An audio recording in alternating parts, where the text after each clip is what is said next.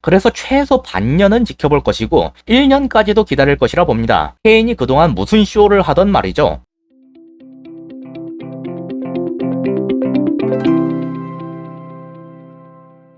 안녕하세요, 축구보는 기자입니다. 어젯밤에 갑자기 속보가 하나 뜨더군요. 토트넘의 주장 해리 케인이 훈련에 무단 불참했다는 소식입니다. 정확한 이유에 대해서는 아직 뜨지 않았지만 아마 맨시티 이적을 위한 강행수단이 아니냐는 쪽에 무게가 많이 실리고 있는데요. 토트넘 팬들께는 청천벽력 같은 뉴스가 아닐 수 없습니다. 그래서 오늘은 이 이슈에 대한 제 개인적인 생각을 말씀드리는 영상을 준비했는데요. 먼저 결론부터 말씀드려서 저는 케인이 훈련 불참을 하건 꾀병을 부리건 이번 여름엔 절대 이적이 안 될 거라고 봅니다. 일단 시기가 너무 안 좋아요. 리그 개막까지 2주도 안 남은 상황입니다. 케인 같은 핵심 선수가 빠질 때에는 구단에서 그만큼 대체자에 대한 준비를 할 시간이 필요해요. 2주로는 어린 반푸너츠도 없습니다. 케인이 진짜 이토록 강경한 조치를 취할 생각이었다면 진즉에 했어야죠. 일각에서는 리버풀의 쿠티뉴처럼 케인을 팔고 리빌딩을 하자라는 의견도 나오고 있습니다. 그래서 리버풀의 사례를 예시로 들어보도록 하겠습니다. 마침 리버풀은 이런 상황에서 선수를 팔았을 때와 팔지 않았을 때 두 가지 경우를 모두 경험했으니까 더 좋네요.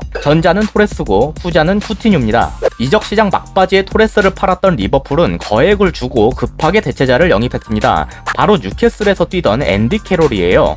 리버풀의 역대 최고 이적료를 갱신했던 이 선수는 시원하게 실패했고 팀을 떠났습니다.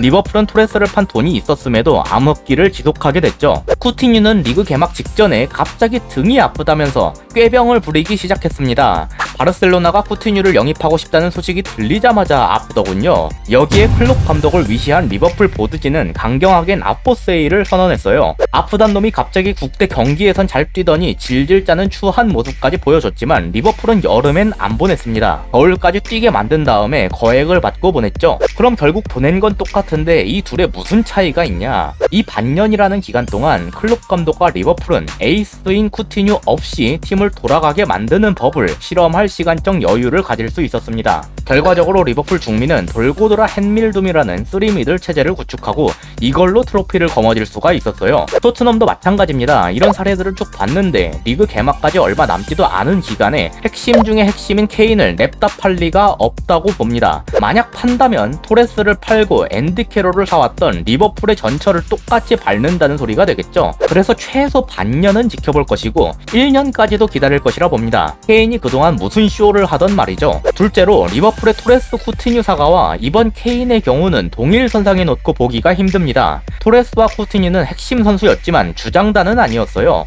하지만 케인은 핵심 선수임과 동시에 16-17 시즌부터 부주장을 맡고 있는 선수입니다. 게다가 유스 출신이라는 점에서 어떤 면에서는 주장 요리스의 영향력을 넘어서고 있다고 봐도 과언이 아니에요. 골리니가 영입되고 요리스의 거취가 불분명해지는 지금 시점에서 케인이 사실상 주장 역할을 맡게 되는 경우가 많을 겁니다. 특히 감독이 막 바뀐 이 상황에서 이 주장단의 역할이라는 게 선수단에 있어 아주 중요해져요. 이런 시기에 팀의 실질적인 주장격 선수를 내보내는 일은 엄청나게 치명적입니다. 아니 사실 훈련 불참이라는 카드를 꺼낸 순간부터 그 악영향이 이미 미치고 있을 거예요. 기존에 있는 선수들 뿐만이 아니라 앞으로 들어오게끔 만들려고 하는 선수들에게도 악영향을 미칩니다. 케인이라는 특급 공격수의 존재 유무는 다른 선수들로 하여금 토트넘 이적의 매력을 느끼느냐 못 느끼느냐 하는 것에 큰 영향을 미치는데요. 케인과 뛰고 싶다 뭐 이런 것도 있겠지만 토트넘이 야망이 있는 클럽이냐 아니냐를 판가름하는 기준 중 하나가 되겠죠. 리버풀이 쿠티뉴 사가 때 우린 셀링 클럽이 아니다라고 강력하게 반발한 이유이기도 합니다. 케인이 이적한다면 본격적으로 여러 영입을 시도하고 있는 토트넘의 지금 행보에 제약이 걸릴 수 있겠죠.